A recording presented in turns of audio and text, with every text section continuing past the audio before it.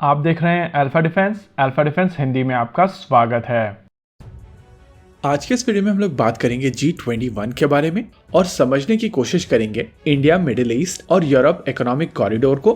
I am sure कल पूरे दिन G20 या G21 को लेकर पूरी मीडिया बात कर रही थी और इस प्रोजेक्ट को लेकर भी बार बार बातचीत की जा रही थी, लेकिन इसके डेप्थ में कोई नहीं गया। इस वीडियो के दौरान हम लोग कोशिश करेंगे कि 4-5 मिनट के अंदर आपके साथ में इस कॉरिडोर के बारे में पूरी डिटेल शेयर करें, इसको एनालाइज करें और इसके फायदे और नुकसान समझें। देखिए, बहुत सारे लोगों की तरफ से इस कॉरिडोर को लेकर ऐसे बात की जा रही है जैसे कि कॉरिडोर बन गया है। यहाँ पर ये चीज समझनी जरूरी है कि कॉरिडोर के ऊपर काम शुरू होगा। अभी यहाँ पर केवल एक MOU साइन हुआ है। देखिए, ये MOU साइन हुआ है Saudi Arabia, European union, Republic of India, UAE, Republic of France, Germany, Italy और यूनाइटेड स्टेट्स ऑफ अमेरिका के बीच में। बेसिकली आइडिया है कि यहाँ पर 2 कॉरिडोर बनेंगे, एक ईस्ट कॉरिडोर जो इंडिया और अरेबियन गल्फ को कनेक्ट करेगा और दूसरा नॉर्दर्न कॉरिडोर जो अरेबियन गल्फ को यूरोप से कनेक्ट करेगा। अभी आप अपनी स्क्रीन के ऊपर इन दोनों कॉरिडोर्स को देख सकते हैं।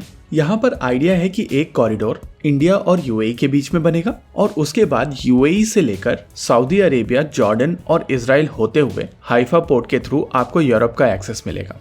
देखिए, इस G20 समिट में कई चीजें हुई हैं, जैसे कि रशिया का नाम लिए बगैर यूक्रेन के बारे में बात करना, अफ्रीकन यूनियन को शामिल करना या फिर इस कॉरिडोर को लेकर MOU साइन होना। देखिए, अभी तक जितने देशों के बारे में हम लोगों ने बातचीत की है वो कहीं ना कहीं इस कॉरिडोर में इन्वॉल्व हैं, लेकिन MOU के दौरान यूनाइटेड स्टेट्स ऑफ अमेरिका एक पार्टनर है और इन सभी चीजों में US का रोल समझना जरूरी है। देखिए, मिडिल ईस्ट और इजराइल एक साथ एक टेबल पर बैठे हुए हैं, इसके पीछे कहीं ना कहीं यूनाइटेड स्टेट्स ऑफ अमेरिका ही है।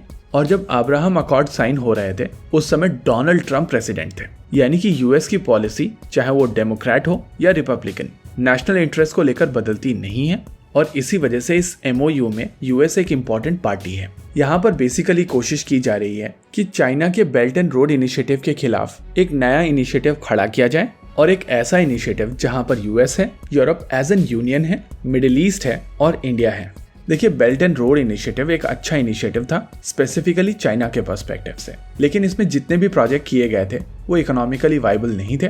ऊपर से पिछले कुछ समय से पहले कोविड और बाद में रशिया यूक्रेन वॉर बहुत सारे देशों की इकोनॉमी को बर्बाद कर चुकी है और उसका natural impact belt and road initiative के ऊपर पड़ा है। इसके अलावा US और चाइना के बीच में एक ट्रेड वॉर चल रही है और रशिया यूक्रेन वॉर के बाद में यूरोप काफी हद तक पूरी तरीके से US के अम्ब्रेला के नीचे आ चुका है, फ्रांस को छोड़कर।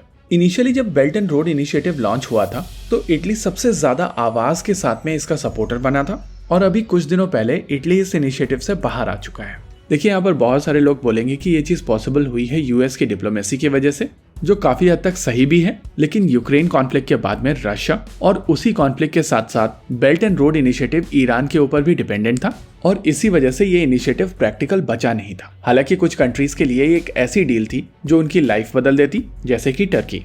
लेकिन यहाँ पर एक चीज और भी समझनी पड़ेगी कि इंडिया चाबहार पोर्ट भी डेवलप कर रहा है और इस इनिशिएटिव के बाद में चाबहार को इतना ज्यादा इंपॉर्टेंस नहीं मिलेगा। लेकिन अगर आप नॉर्थ साउथ कॉरिडोर के एक्सेस को देखेंगे तो उसके साथ में भी वही परेशानी थी जो बेल्ट एंड रोड के साथ में है, यानी कि ईरान और रशिया।